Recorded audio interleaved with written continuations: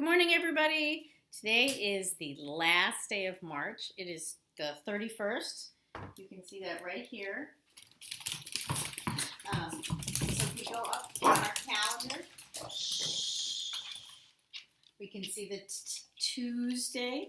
So we would say it's Tuesday, March 31st, 2020.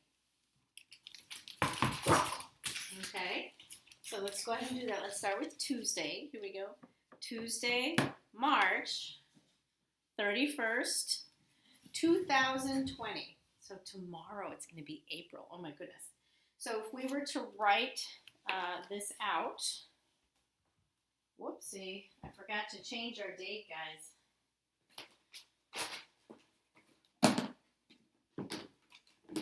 My apologies. Here we go. Ta-da. That's what it would look like. 3 for March, 31 for the day, and 20 for the year. Okay, and then today is the 137th day of school. So when we do this in whole group math, it's going to be 100 plus 30 plus 7 equals 137. Let's look at our schedule. We have reading at the beginning, always, and then we have recess art. This week's going to be a two-part, so we'll do some of it today and we'll do some of it Thursday. Then math, lunch, science. Ooh, I forgot to send out the mystery science link. I'll do that right now. I'll just send it to everybody. And then social studies. Now, social studies is really all about history. And you don't think about you living through history, but everything that's happened in the past is history. And that includes your parents. So, ask your parents what it was like when they grew up. Because if your parents are, well, even close to my age, they probably didn't have phones. They may not have had computers. They certainly didn't have smartphones. They may even had a phone attached to their wall. Or like me, we had a VCR that had a remote that actually had a wire that was attached to the VCR. So it was a wired remote. You couldn't just wander around the house with it, which is good because otherwise they get lost. So check in with your parents about the kinds of things they did growing up, since they didn't have the kind of video games. We definitely had video games. I think I was like, 7 or 8 when Atari came out. But anyway, so they may, if your parents are younger than me, they may have had video games a little bit longer, but certainly not the kind of video games we have today. And when I was growing up, there was no TV all day. Eventually, it just shut off. Like at 10 o'clock or 11 o'clock, everything went off, and there were just these bars on the screen. It was crazy. So you had to go to bed. There was no staying up to do stuff like that. All right. So let's get to our... Really? Hang on. Take your ball. So let's get to our book. I like this one. This is called I'm a Narwhal, right? This is all about narwhals. Now, narwhals are shy, actually very shy. And so we don't usually have real pictures of them. That's why there's drawings in this book, even though this is actually nonfiction. Okay, so here he is. See if you can see that. Where is he? Ta-da! And he says, I am not a unicorn. Certainly not. Not if he's a narwhal. And here he is. He's saying, I am not a fish.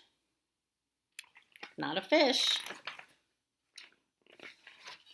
I'm a narwhal. And he is so cute. I look magical, but I'm really just a kind of whale. Dolphins, all dolphins, including narwhals, I think, who look very dolphin-like, but dolphins also are all kinds of whales. So there's a beluga whale, a killer whale, there's dolphins, there's narwhals, and they are all whales. My closest relatives are the beluga whale, the dolphin, and the porpoise. There we go. I live in the cold Arctic waters with my pod, or family. There's his pod. I can dive very deep and hold my breath under the ice for a long time. In the spring, narwhals swim to warmer bays. This is called migration. There they go. Woo. Once there, we like to lie on the water's surface and rest. Nice in the sun. This is called logging. Kind of like cats who curl up in the sun. Long ago, when narwhal horns were found on the beach, people thought they were magical unicorn horns. That's right, that's where we get unicorns from the narwhal.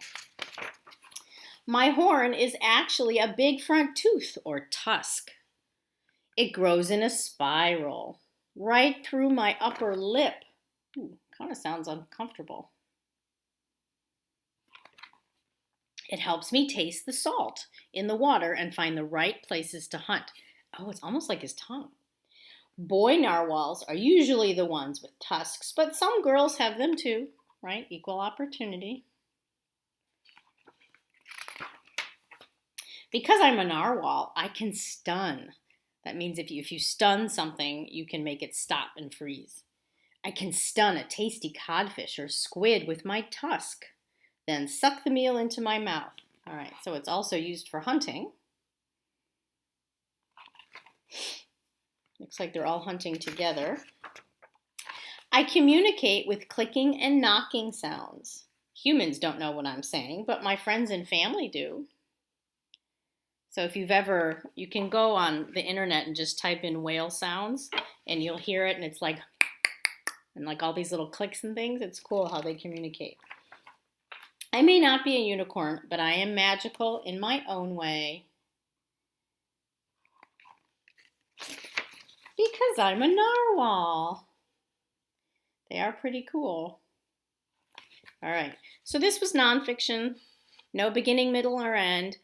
There was kind of a main character there. There's usually in nonfiction, there's some kind of subject. So the subject was the narwhal. And because it's nonfiction, we learned lots of facts about the narwhal, like where he lives, what this is, his tusk, right? And what he does with his tusk, and the kind of family he has, his pod, and then how they communicate. So that's our nonfiction, I Am a Narwhal. If you have questions, you can leave them in the comments. I will talk to you guys later, and if I don't see you before, then I'll see you in reading group. Bye.